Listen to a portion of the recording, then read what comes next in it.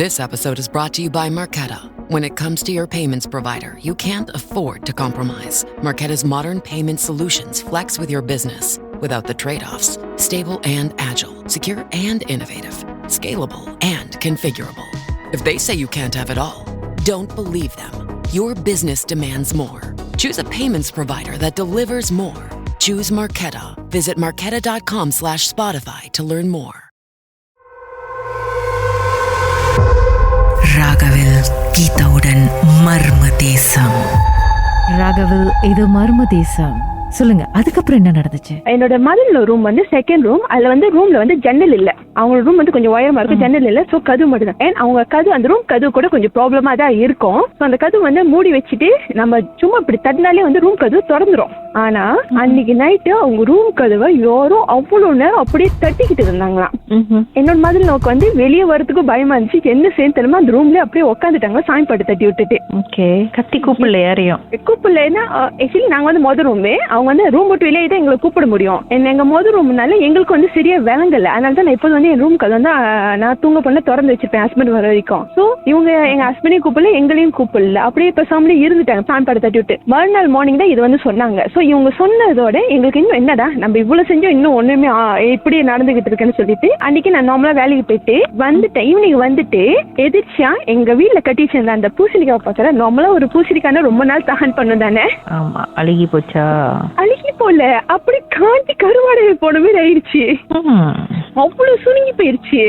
எங்களுக்கு என்னடா இது, நம்மள ஒரு பூசணிக்காய் கண்ணு எனக்கு தெரியும் ஒரு 4-5 months இருக்கும்னு. அழுகி போனா கூட மேபி என்னாச்சும் பட்டுருச்சு. இது வந்து அப்படி கருகி போயிடுச்சு. அப்புறம் கருகி போயிருச்சு. ஸோ ஐயோ என்னடா இன்னும் சொல்லிட்டு மறுபடியும் அவர்கிட்ட போனோம். அவர் வந்து சொன்னாங்க வீட்டுல இருந்து நிறைய சாமி கும்பிடுமா. நாங்களும் முடிஞ்ச அளவுக்கு எங்களுக்கு தெரிஞ்சதெல்லாம் கும்பிட்டுக்கிட்டே தான் இருந்தோம். அது ஆனா இந்த டிஸ்டர்பன்ஸ் வந்து இருந்துகிட்டு தான் இருந்துச்சு. ஆனா ரொம்ப வந்து என்ன சொல்லுவாங்க, ரொம்ப பயங்கரமா அந்த மாதிரி இல்லை, இந்த மாதிரி எங்களுக்கு நான் இங்க இருக்கேன்னு காட்டிக்கிற மாதிரி இந்த மாதிரி செஞ்சுக்கிட்டே இருந்தாங்க. ஸோ அதுக்கப்புறம் என்னாச்சுன்னா நாங்க இன்னொரு இடத்துக்கு போனோம். இன்னொரு இடத்துக்கு போயிட்டு சரின்னு அவங்க கிட்டயும் சொன்னேன், இந்த மாதிரி வீட்டுல ப்ராப்ளம் இருக்கு, என்ன சேர்ந்து அவங்களும் ஒரு கனி கொடுத்தாங்க. ஸோ அந்த கனியும் நாங்க வீட்டுல கொண்டாந்து காட்டணும். எல்லாமே வந்து ஒரு 1 week தான் ஓகேவா இருக்கு. அதுக்கப்புறம் மறுபடியும் அந்த வேலைங்களை வந்து காட்ட ஆரம்பிச்சு.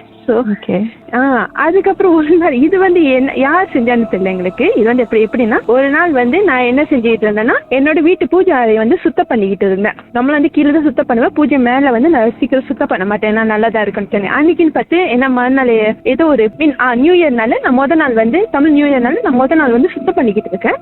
அப்ப சரி பூஜை மேலேயும் அலமாரி மேலேயும் தொடப்போன்னு சொல்லிட்டு ஏறி தொடச்சிக்கிட்டு இருக்கேன். என்னோட அலமாரி மேல கருப்பு கலர்ல என்னமோ ஒரு பொருள் இருக்கு. பொருள்னா அது விலைக்கு வந்து ஒரு எஞ்சுக்கா மாதிரி இருக்கு. கனி கருப்பு கலர்ல. அது என்ன, அது கருப்பு கலர்னா அது வந்து எஞ்சுக்காவா என்னன்னு எனக்கே தெரியல. நான் நினைச்சு ஒரு துணியை வச்சு எடுத்துட்டு அந்த டைம்ல வந்து வீட்டுல வந்து யாருமே இல்லை, ஹஸ்பண்டும் இல்லை, மதன்லாம் இல்லை. சோ அவங்க வந்த பிறகு நான் காட்டினேன். யாராச்சும் வந்து அலமாரி மேல சாமி ரூம் வந்து மோஸ்ட்லி அலமாரி வந்து நான் தான் சுத்தம் பண்ணுவேன். சோ இந்த மாதிரி பொருள் யாராச்சும் அவங்க சொல்றாங்க நாங்க கொண்டாந்து வைக்கல. ஏன்னா ஹஸ்பண்டும் கோயிலுக்கு போறது ரொம்ப கொடுவேன். அவர் வந்து என்னை ஈக்குவட் பண்ணி தான் வருவாரு. நான் போனா நான் போவாரு அந்த மாதிரி. யாரு கொண்டாந்து அப்ப அந்த கனி அங்க ஏன் வந்துச்சு, எப்படி வந்துச்சு, அதுக்கான அதுக்கும் எங்களுக்கு ஆன்சர் தெரியல. ஓகே, இது நடந்துட்டு இருக்கும் போது இன்னொரு இன்சிடென்ட் என்ன நடந்துச்சுன்னா, என் மதன்லவும் அவங்களோட அண்ணாபுவா தான் வீட்டுல இருந்தாங்க. சடனா என்னோட ஃபாதர்ல இறந்துட்டாரு. அவரோட படம் மேல இருந்து கீழே விழுந்துருச்சு. ஆனா படத்துக்கு ஒரு அடி கூட இல்ல, கண்ணாடி உடையில ஒன்னும் உடையில. தென் அதுக்கப்புறம் சாமியோட விளக்கு, என்ன என்னோட பூஜை அலமாரி வந்து காத்து படுறதுக்கு வாய்ப்பே இல்ல. சடனா அந்த விளக்கும் சொந்தமா அமைஞ்சு எங்களுக்கே தெரியல இது எதனால நடக்குது, ஏன் நடக்குது இல்ல. அந்த ஏன்னா எனக்கு தெரியுது அந்த வீட்டுல வந்து என்னமோ இருக்கு. ஆனா மூஞ்சி அது வந்து எங்ககிட்ட வந்து இந்த மாதிரி பிரசன்ட் தான் காட்டுது தவிர என்ன விஷயம்னு தெரியல. சோ அதோட நான் வந்து எவ்வளவு இடத்துலதான் நம்ம போய் பாத்துக்கிட்டு இருக்கிறது அப்படின்னு சொல்லிட்டு நான் வந்து என்ன நினைச்சிட்டு மனசு ஐயா கிட்ட தான் வேணும், அது இங்க இருக்குன்னா இருந்துட்டு போட்டோம், எங்களை வந்து டிஸ்டர்ப் பண்ண வேணாம் அப்படின்ட்டு. அதோட நான் கொஞ்ச நாள் வந்து அதோட எந்த ஒரு பிரசனும் இல்லாம இருந்துச்சு. இப்ப மறுபடியும் ஆரம்பிச்சிருச்சு.